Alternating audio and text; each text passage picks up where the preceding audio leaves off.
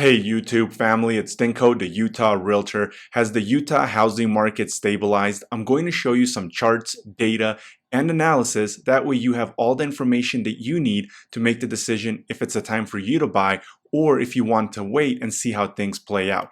This is the first chart that or a table that I put in Excel that we're going to go over, and it's going to show you solds are still down year over year. So January, February, and March of 2023 have negative houses, units sold year over year. Now, before we do that, remember, if you're buying a house anywhere in Utah, Dinko, the Utah Realtor, has your back.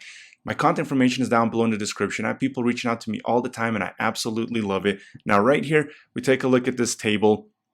We see January was 29% negative year over year. So in January of 2022, we had 2,800 units sell compared to just 1,981 units in 2023. Then we see that it actually got a little bit better here in February. There was 2,500 units sold compared to almost 3,000 a year ago, which was only down 15% year over year. However, we see in March, it went back up again. We see that it's negative 21%. There was 4,000 units sold in 2022 of March, and in 2023 of March, there was 3,176 sold. So we see that things are still kind of going all over the place, and things potentially could be stabilizing. But I want to show you some other information here of what's going on. And prices have stabilized here for a little while. We're going to go over some tables here later on in the video where I'm going to show you what's happening with prices, how much they're down from the peak of May where they were at $600,000. Now, before we do that, here's the first chart that I want to show you. So this is San Francisco, and right here is bubble one. So this is the crash of 08, 09. And right here, we see that the market looked like it was stabilizing for a few years. Then it started crashing down, and in the middle part right here, it looks like it was stabilizing, then it continued crashing down. And just two more charts here. Seattle also had a few years of stabilization, then it started crashing down, looks like it stabilized, started crashing down, looks like it stabilized, and it crashed for much longer than San Francisco. Now, the last chart I'm going to show you is Phoenix. Phoenix was one of the worst, if not the worst housing market in 08, 09, and even they had a stabilization period. Check this out. So right here at the top, we see it's Phoenix. At housing bubble one, Phoenix was stabilizing for a few years. And right here, this year-long drop, you could say that things were stabilizing right here at the edge, and then it just started going down. And even here, potentially maybe stabilizing, and then it just continued plummeting down for a year straight. Now, crashes don't happen like a stock market. It's not an overnight thing.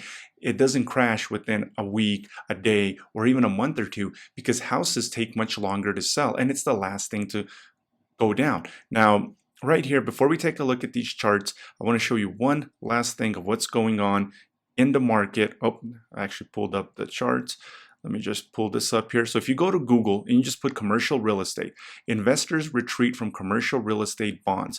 Morgan Stanley analysts are forecasting something worse than the great financial crisis. And we're going to look at this headline. It's about commercial. The downtown San Francisco office vacancies hit record highs. So if we go over here to the Business Insider, commercial real estate prices could crash 40% from their peak in a worse disaster than the financial crisis. Morgan Stanley strategist warns. Now, right here, we see that that's not talking about the whole economy, but just the commercial real estate may suffer a worse crash than in 2008.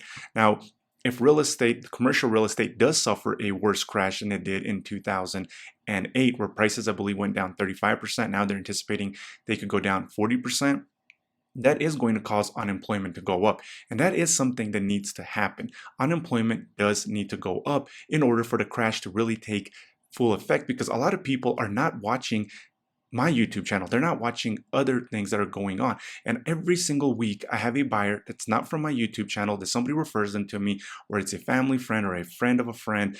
And I tell them what's going on in the market, and they have no idea that we're having a banking crisis, that we are having a world banking crisis, nationwide banking crisis, that Silicon Valley Bank collapsed. They have no idea. So until things actually start hitting the media, start hitting the unemployment rate, where people are actually fearful that they might lose their job, the crash is not going to go into full effect. Now, prices could still come down here. We've had a bad winter.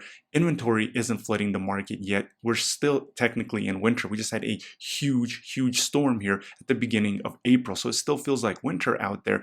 A lot of sellers, 3 to 4 times the amount of sellers, have been at the end of 2022 and the beginning of 2023 removing their houses from the market, probably waiting for that spring weather, thinking it's going to help them with buyers, but that hasn't come around yet. So I would wait for that spring inventory to flood the market. And I've been saying, let March unfold. We did, and we see we have a banking crisis, a commercial real estate crisis.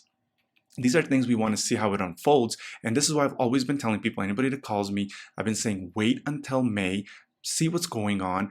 And I've been saying, let's let March come through. Let's have the March data and let that spring inventory start flooding the market, which hasn't happened here yet.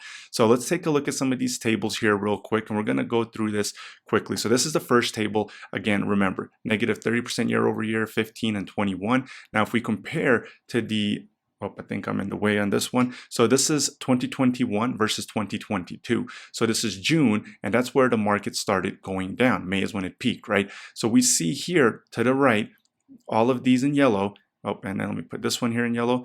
Look at that. There's 16%, negative 30%, negative 21, 40, 45. And we see that it's not always in order, right? It goes from 16 to 30, down to 20, then 21, then to 40. And the end of the year was really bad where we were seeing these sales.